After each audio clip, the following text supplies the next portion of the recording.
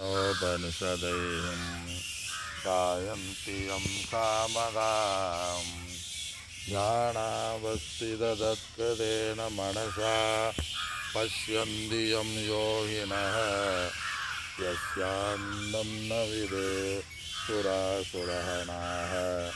देवाय तस्मै नमः देवाय तस्मै नमः. ஹரிவோம். அனைவருக்கும் என்னுடைய வணக்கங்கள். பகவத்கீதையினுடைய 7வது அத்தியாயத்தை நாம் தொடங்கினோம். இந்த 7வது அத்தியாயம் ஞான விஞ்ஞான யோகம் என்று பெயர். ஞானம் விஞ்ஞான யோக 7வது அத்தியாயம். இந்த அத்தியாயத்தில் பகவான் கிருஷ்ணர் நான் என்ன சொல்லப் போகின்றேன் என்ற விஷயத்தை பற்றி இதில் கூறுகின்றார். அதாவது, என்னை பற்றிய அறிவை நான் உனக்கு கூறப்போகின்றேன். பகவானை பற்றிய அறிவை அல்லது ஈஸ்வரனை பற்றிய அறிவை ஈஸ்வரனே கூறப்போகின்றார். அப்போ இதுக்கு முதல்ல எதை நான் கூறினேன்? உன்னை பற்றிய அறிவை கூறினேன். இப்பொழுது என்னை பற்றிய அறிவை நான் கூறப்போகின்றேன் என்பது பகவானே இதில் கூறுகின்றார். அதாவது, இதற்கு முன்பு ஜீவனாகிய உன்னை பற்றிய அனைவருடைய பற்றிய அறிவையும் நான் கூறினேன். தொம்பத விசாரம் என்று பெயர். இப்பொழுது இனிமேல் நான் கூறப்போகின்றது தத்பத விசாரம். தத்துனா அது, அதுனா எது? பகவான் அல்லது ஈஸ்வரன். ஈஸ்வரனை பற்றிய பகவானை பற்றிய ஞானத்தை நான் கூறப்போகின்றேன் என்று இதில் பகவானே முதல் ஸ்லோகத்தில் கூறப்போகின்றார். நம்ம சென்ற ஸ்லோகத்தில் பகவான் முடித்தார். 47வது ஸ்லோகத்தில் சென்ற அத்தியாயத்தில் தஸ்மாத் யோகி பவ, ஏ அர்ஜுனா நீ யோகியாக ஆவாயாக என்றார். இது என்னுடைய மதம், என்னை பின்பற்றி நீ யோகியாக ஆவாயாக. யோகினா என்ன? இறைவனை பற்றிய ஞான யோகியாக, இறைவனை பற்றிய தத்துவத்தை நீ அறிவாயாக என்பது பகவானுடைய முடிவு. ஆக பகவானே இதில் சொல்லப் போகின்றார், இறைவன் என்பவன் யார், நான் யார் என்று பகவானே இதில் ஆரம்பிக்கின்றார். அதனால் அந்த பகவானே உபதேசத்தை தொடங்குகின்றார். என்னை பற்றிய விஷயத்தை, தத்பத விசாரத்தை நான் கூறப்போகின்றேன். பகவானை பற்றிய, ஈஸ்வரனை பற்றிய அல்லது பிரம்மனை பற்றிய விசாரத்தை நான் உனக்கு கூறப்போகின்றேன். தது துவம் அசி, நீ அதுவாக இருக்கின்றாய். இதை கேட்டு நீ என்ன செய்ய வேண்டும்? அகம் பிரம்மக அஸ்மி, நானே அந்த பிரம்மனாக இருக்கின்றேன். இப்போ நானே ஜீவனாகிய நான் பிரம்மஸ்வரூபமாக இருக்கின்றேன். இது என்னுடைய பதில். இப்போ ஜீவனை பற்றி முதல் 6 அத்தியாயங்கள் விளக்கத்தை கொடுத்தார். இப்பொழுது அந்த ஈஸ்வரன் அல்லது பகவான் அல்லது பிரம்மனை பற்றிய விசாரமானது தொடங்குகின்றது. முதல் ஸ்லோகத்தை நாம் தொடங்குவோம். முதல் ஸ்லோகம். ஸ்ரீ பகவானுவாச ஸ்ரீ பகவானுவாச மய்யா சக்தமனா பார்த்த மய்யா சக்தமனா பார்த்த யோகம் யுஞ்சன் மதாஸ்ரியஹ யோகம் முஞ்சன் மதாஸ்ரியஹ அசம்சயம் சமக்ரம்மாம் அசம்சயம் சமக்ரம்மாம் யதா ஞாசசி தச்ருணோ யதா ஞாசசி தச்ருணோ. இந்த ஸ்லோகத்தினுடைய சாரம், ஹே பார்த்த பகவான் உவாச்ச, பகவான் சொன்னார், பார்த்த ஏ அர்ஜுனா, மயி அசக்தமனாக, மயின என்னிடத்தில், அசக்தமனாக பக்தியுடையவனாக, பற்று கொண்டவனாக. என்னுடைய சாரத்தை பார்த்த பொழுது பின்பு நான் விளக்கத்தை பார்த்தேன். ஏ அர்ஜுனா, என்னிடத்தில் என்னையே பற்றை உடையவனாக, அசக்தமனாக பற்றை உடைய மனதை உடையவனாக, என்னிடத்தில் ஆசை உடையவனாக. அப்படின்னா என்ன அர்த்தம்? என்னையே அடைய வேண்டுமென்ற முமுட்சுத்துவத்தை உடையவனாக, பரம்பொருளை பற்றிய ஞானத்தை அடைய வேண்டும் என்ற ஈடுபாட்டு உடையவனாக. அதே யோகம்ங்கிறார். யுஞ்சன்னா ஈடுபடுத்தி கொண்டு உன்னுடைய மனதை என்னிடத்தில் வைத்து. அப்படின்னா என்ன அர்த்தம்? வேறு எந்த இடத்திலும் நீ வைக்காமல் என்னிடத்திலேயே என்னை பற்றி அறிய வேண்டும், முக்தியுடையவனாக மோட்சத்தை அடைய வேண்டும், அந்த பரம்பொருளை பற்றிய அறிவை அடைய வேண்டும், தத்பதத்தை பற்றி அடைய வேண்டும், பிரம்மனை பற்றி அடைய வேண்டும் என்ற மனதில் ஈடுபடுத்தி கொண்டு. அப்புறம் அடுத்து சொல்கிறாரு, மத் ஆசிரியக என்னையே சார்ந்தவனாக. மத் ஆசிரியன் அந்த இடத்துல என்னையே சார்ந்தவனாக, என்னையே சரணாகதி அடைந்தவனாக, என் மீது பக்தியுடையவனாக அர்த்தம். என் மீது பக்தியுடையவனாக, என்னையே நீ சார்ந்தவனாக, என்னையே லட்சியமாக கொண்டவனாக இருந்து கொண்டு என்ன செய்யணும்? நீ 2வது வரி எப்படி சொல்லப் போகின்றேன்? அசம்சயம் சந்தேகம் இல்லாமல், சந்தேகமின்றி, சமக்ரம்மாம் சந்தேகமற முழுமையாக என்னை பற்றி முழுமையாக எப்படி அறிவாயோ ததா, அப்படி எப்படி அறிவாயதா ததா, என்னை பற்றி எப்படி சொன்னால், நான் எப்படி உபதேசித்தால் என்னை பற்றி நீ முழுமையாக அறிவாயாயோ ஞாசசின் அறிவாயாகோ தச்சுருணு, நான் சொல்லப் போகின்றேன். தச்சுருணா அதை பற்றி நீ கேள். பரமேஸ்வரனாகிய என்னையே சார்ந்தவனாக என்ன அர்த்தம்? என்னையே லட்சியமாக உடையவனாக, என்னை பற்றி அறிய வேண்டுமென்று நிச்சயம் செய்தவனாக, என்னை பற்றி அறிய வேண்டுமென்று அறிவை உடையவனாக, லட்சிய உடையவனாக சொல்கிறார். அப்போ இதுலேருந்து அக்னிஹோத்திரம் பண்ணோம்னா அக்னிஹோத்திரத்தை பற்றிய அறிவை அடைந்து அக்னிஹோத்திரம் செய்யணும். ஏதாவது தானம் பண்ணணும்னா அந்த தானத்தில் என்னென்ன செய்யணும், எப்படிங்கிற முறைகளுடைய அறிவை அடைந்தால் அதை பற்றி செய்யணும். தவம் பண்ணணும்னா எப்படி தவம் பண்ணுங்கிற அறிவானது நமக்கு வேண்டும்.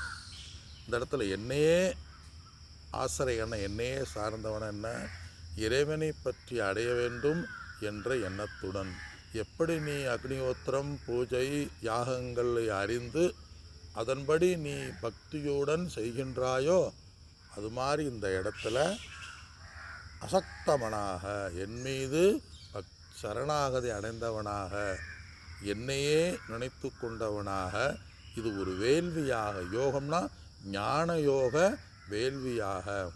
எப்படி பூஜைகள் செய்யும்போது யாகங்கள் செய்யும் பொழுது அதற்கு சில முறைகளை அறிந்து அந்த யாகத்தை நாம் செய்கின்றோம், பக்தி செய்கின்றோம், பஜனை செய்கின்றோம். பஜனை செய்ய ஒரு பாட்டை எடுக்கிறோம், அந்த இறைவனை பற்றிய பாடலை பாடும் பொழுது பக்தியுடன் சரணாகதி தத்துவத்தோட இறைவனுடைய பாடல்களை நாம் பாடி மகிழ்வது போல இந்த இடத்தில் இறைவனை பற்றிய விசாரத்தில் ஈடுபட வேண்டும் என்றால் என்ன? இறைவனை பற்றிய நூல்களை கூறுகின்ற சாஸ்திர நூல்களில் மனதை உடையவனாக. அது பகவான் சொல்கிறார். அர்ஜுனன் கேட்டுக்கொண்டு தான் இருக்கிறான். ஆனால் பகவான் சொல்கிறார் கேளுங்கிறார். கேள்னா என்ன அர்த்தம்? அவனை ஊக்குவிப்பதற்காக முக்கியமான விஷயங்களை நான் உனக்கு கூறப்போகின்றேன். அதனால் பணம் ஆசிரியக, குணம் ஆசிரியக, அதில் இல்லை, பணத்தை சார்ந்தவனாக இல்லை, இந்த இடத்துல பகவானை சார்ந்தவனாக, சிரவண மனன நிதித்தியாசனத்தை சார்ந்தவனாக, இறைவனே சாத்தியத்தை உடையவன் என்று சாத்தியமே இறைவன், இறைவனை தவிர வேறு ஒன்றும் இல்லை என்ற என் மீது பக்தி உடையவனாக, அது மத் ஆசிரியாக. அசம்சயம்ங்கிறார், பூரணமாக இறைவனாகிய என்னிடத்தில். இந்த இடத்துல அதுனா படற்கைன்னு சொல்கிறார். தத் சுருணு, அதை நீ கேள், தன்மை முன்னிலை படற்கை, அதை நீ கேள் முழுமையாக. இந்த இடத்துல அசம்சயம்னா முழுமையாக நீ கேள்.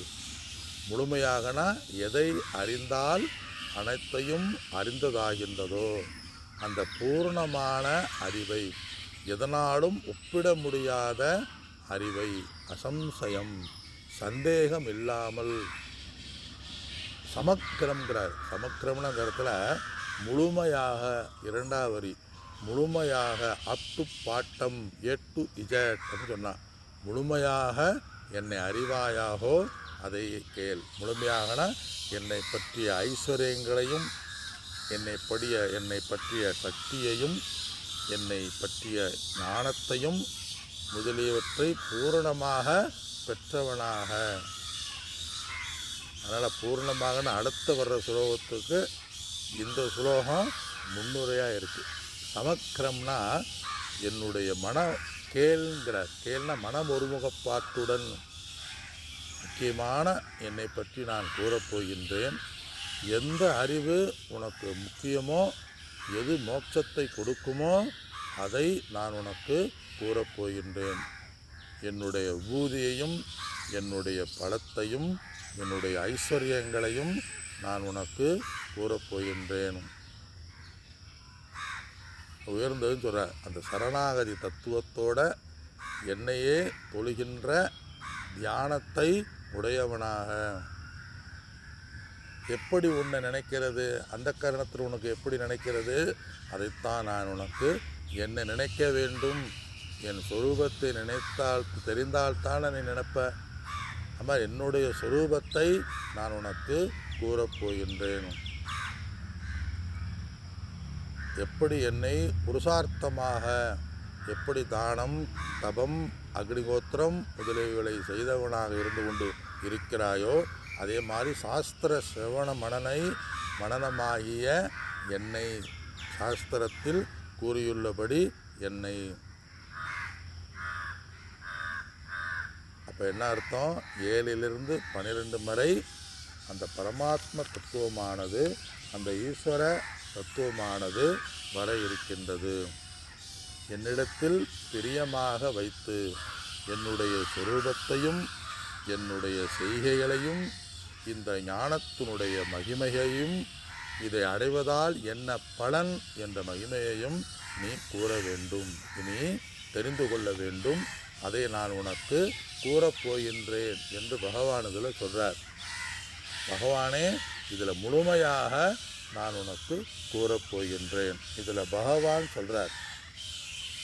இந்த இடத்துல 3 விதமாக பொருள் கொள்ளலாம்னு பொதுவாக சொல்கிறாங்க. பகவான் கிருஷ்ணராக சொல்லப் போகிறாரா, கிருஷ்ணரை கிருஷ்ணராக நான் பார்ப்பதா என்று. இரண்டாவது, பகவானை சகுண பிரம்மமாக வழிபாட்டாக ஒரு அவதாரமாக பார்ப்பதா என்பது இரண்டாவது. மூன்றாவது, பரமாத்ம சுரூபமாக இருக்கின்ற கிருஷ்ணரை பார்ப்பதா, கிருஷ்ணரை நாம் எடுப்பதா என்பது மூன்றாவது. அதாவது பகவானை கிருஷ்ணராக பாவிப்பதா அல்லது ஒரு தெய்வமாக பாவிப்பதா, ஐ மீன் பிரம்மமாக பாவிப்பதா, ஆத்ம தத்துவமாக பாவிப்பதா அல்லது ஈஸ்வரனாக பாவிப்பதா என்றால், இந்த இடத்துல தன்னை ஈஸ்வரனாக பாவிப்பவனாக, ஈஸ்வரனாக எப்படி நீ அறிந்து கொள்வாயோ என்கிறார். இந்த இடத்துல பகவான் கிருஷ்ணரை கூறவில்லை. அதே சமயத்தில் என்னுடைய பிரம்ம தத்துவத்தை நீ அறிவாயாக என்றும் கூறவில்லை. இந்த இடத்துல பகவான் கூறுவது என்னுடைய மாயா தத்துவத்துடன் கூடிய ஈஸ்வர சுரூபத்தை நான் உனக்கு கூறப்போகின்றேன் சொல்கிறார். தது நான் ஈஸ்வரன், ஜீவனாகிய நீ ஈஸ்வரனாக இருக்கின்றாய், நீ அதுவாக இருக்கின்றாய். ஜீவனாகிய நீ ஈஸ்வரனாக இருக்கின்றாய். இப்போ இந்த இடத்துல என்னைன்னா இந்த இடத்துல என்ன எடுத்துக்கிறணும்? ஈஸ்வர தத்துவத்தை பற்றி நான் உனக்கு கூறப்போகின்றேன்னு எடுத்துக்கொள்ளணும்னு சங்கராச்சாரியார் சொல்கிறார். பகவானுடைய கிருஷ்ணருடைய தத்துவத்தை கூறப்போகின்றேன்னா அவருடைய லீலைகளையோ இல்லை அவருடைய பிருந்தாவனத்தினுடைய லீலைகளையோ பகவானுங்க சொல்லலை. என்னை பற்றிய ஈஸ்வரனாகவே இருந்து பாவிக்கின்றார். அடுத்தடுத்து வர்ற ஸ்லோகத்தில் நம்ம அறிந்து கொள்ளலாம். அந்த ஈஸ்வரன் தத்துவம் என்ன என்று நாம் தத்துவ போகத்தில் ஏற்கனவே பார்த்திருக்கின்றோம். அதை பற்றிய முழுமை என்றால் என்ன என்றால், என்னை பற்றியும் என்னுடைய ஈஸ்வரனுடைய உண்மை தத்துவங்கிறது என்ன? மாயையுடன் பிரம்ம தத்துவத்தை மாயையுடன் பார்க்கும் பொழுது அவன் ஈஸ்வரனாகின்றான். அது ஈஸ்வர தத்துவம். ஈஸ்வரனுங்கிறது என்ன? ஒரு மனிதனை பற்றி முழுமையாக அறிய வேண்டும் என்றால் என்ன? உடல் மனதை பற்றி அறிய வேண்டும். அதே சமயத்தில் உடலும் மனமும் எதனால் இயங்குகின்றதோ அந்த ஆத்ம தத்துவத்தையும் அறிய வேண்டும். அது மாதிரி இந்த இடத்துல ஈஸ்வரனுங்கிறது, ஈஸ்வரனுக்கு உடல் மனம்ங்கிறது என்ன? மாயை. மாயையுடன் கூடிய என்னையும் பிரம்மத்துடன் கூடிய என்னையும் மொத்தமாக ஈஸ்வரன் என்கின்ற தத்துவத்தை நான் உனக்கு கூறப்போகின்றேன். சுருணு, கவனமாக கேட்போம் என்று பகவான் கூறுகிறார். நாம் அடுத்த வகுப்பில் மீதியை சிந்திப்போம். அனைவருக்கும் என்னுடைய வணக்கங்கள். ராமானந்த மகாராஜ் நமஸ்காரம். ஹரி ஓம். ஓம் நமோ பகவதே ராமகிருஷ்ணாய நமः.